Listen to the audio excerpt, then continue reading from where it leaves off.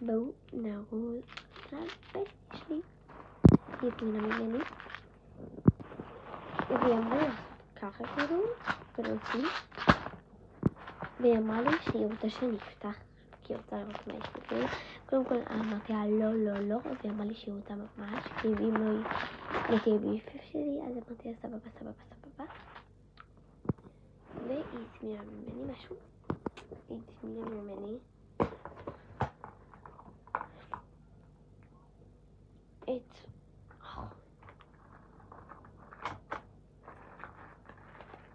היא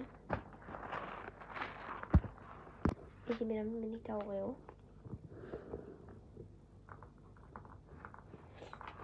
והזמינה ממני את זה. ואת הכף רגל הזאתי.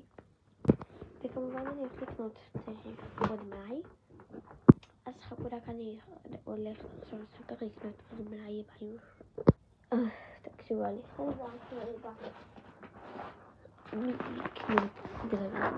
קניתי, שמתי את זה במגירה. קניתי עוד פושי שלה.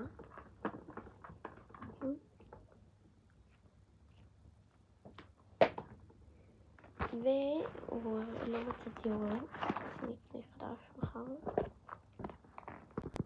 ובואו נעשה ככה, זה מה שיצא. לא, רק שאני לא אבין, אני פשוט אקשור איתה. ככה, כאילו... בכוונה את זה, כי אני צריכה לקשור, כאילו, לקשור ולחזור לכם. איזה עכשיו אני אעשה ככה, ומה שיצא יצא. יאללה. רגע, אוקיי, בוא נעשה 1, 2, 3, 4, 5, 6, 7, 8, 9, 10. זה מה שיצא. אמא לי. ניתן להם בלוש. אני אשים פוטקה, אל תדאגו. אוקיי, בואו נראה את זה, כי רצה שנפתח. ואחרי זה נשאר לי לשקית. ואני פתח. אני בעצמי לא זוכרת מה שמתי. יש פה. אומייגאד, היא זכתה. היא זכתה בסליים. בקליפס כזה. ושתי מדבקות.